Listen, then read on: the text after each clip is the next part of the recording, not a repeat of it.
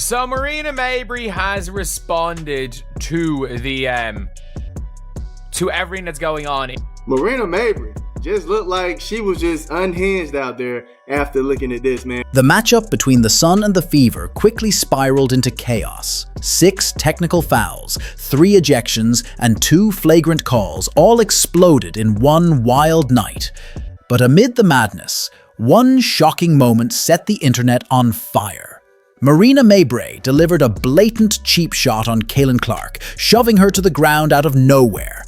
Yet somehow, she wasn't ejected. In contrast, Sophie Cunningham was thrown out without a second thought, leaving fans outraged over the blatant double standard. Are here the night after WNBA Fight Night. Sophie Cunningham putting JC Sheldon in a clinch. Marina Mabrey targeting Caitlin Clark. If you are already fired up, just wait until you hear how Mabrey reacted after the incident. Her response only added fuel to the fire. Do you think the league should step up, enforce its rules properly, and hand Mabrey a suspension? Drop your thoughts in the comments. We want to hear from you. Let's get into it. Oh, and Marina Mabrey's going to get ejected. If the officials saw that, Marina Mabrey is going to get ejected. Well, they're going to go and look at it. All they had to do was just eject her. All they had to do was eject her and none of this happens. If the referees had ejected Marina Mabrey, nothing else happens. The Sophie Cunningham situation does not. After all the chaos died down, the league quietly reclassified Mabrey's foul as a flagrant 2. No press release, no major announcement, just a subtle update buried on the league website. Now, the real questions begin. How did the refs miss such an obvious call in real time?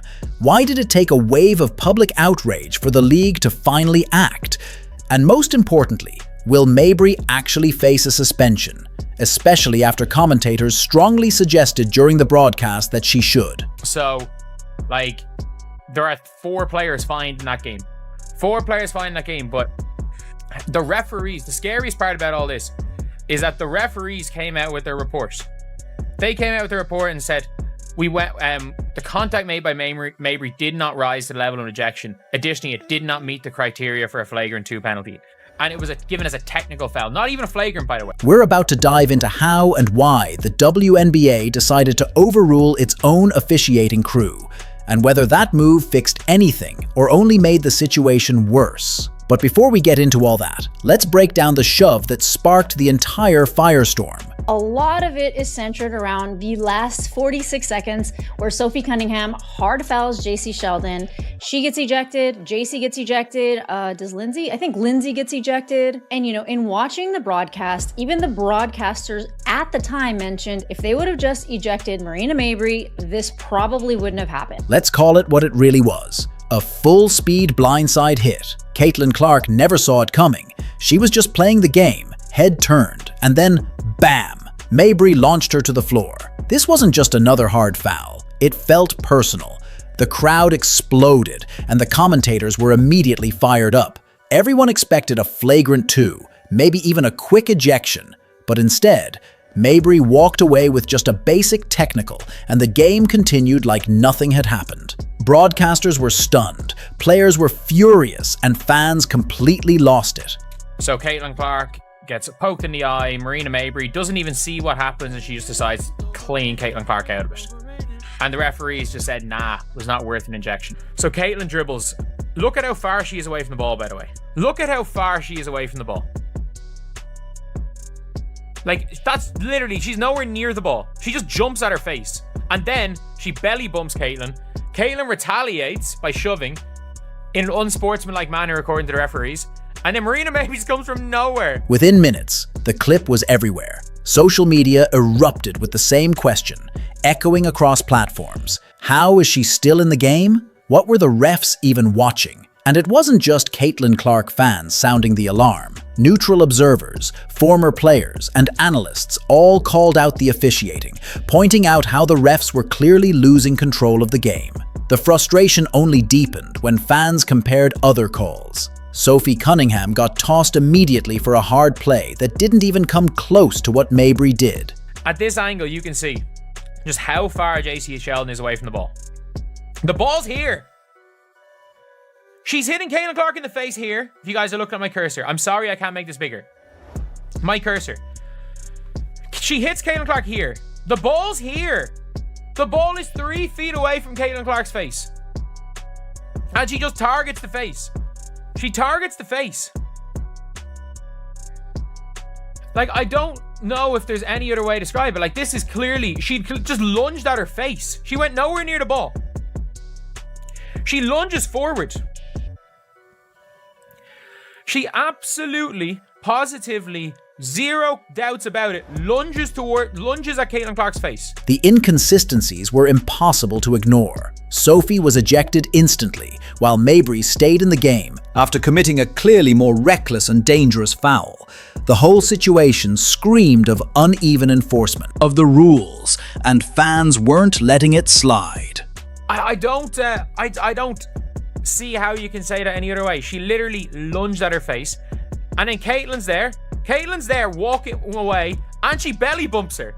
Like, by the way, Caitlin with the shove. Caitlin does not move JC Sheldon.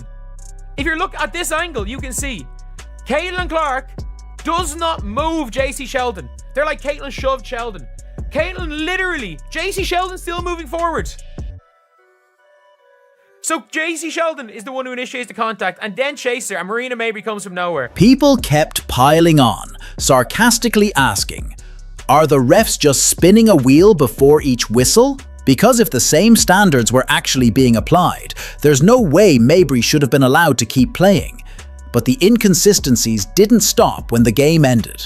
In fact, that's when the WNBA's damage control kicked into gear. So yeah, she ended up stating this: Marina Mabrey's technical from last night's Fever Sun game has been upgraded to a flagrant 2. Oh man, the league told ESPN a flagrant 2 comes from a standard fine. Additionally, Sophie Cunningham was fined separately for her hard foul with 46 seconds to play. That's right. The league later came out and said, actually, we've upgraded it to a flagrant 2, which, let's be honest, was basically their way of saying, oops, our refs blew it. If that call had been made correctly in real time, Mabrey would have been ejected on the spot, no debate necessary. Fans saw this as a clear admission that the officiating crew didn't just miss the mark. They completely dropped the ball, and not by a little, but in a big way. People are calling for Sophie Cunningham's ejection from the league.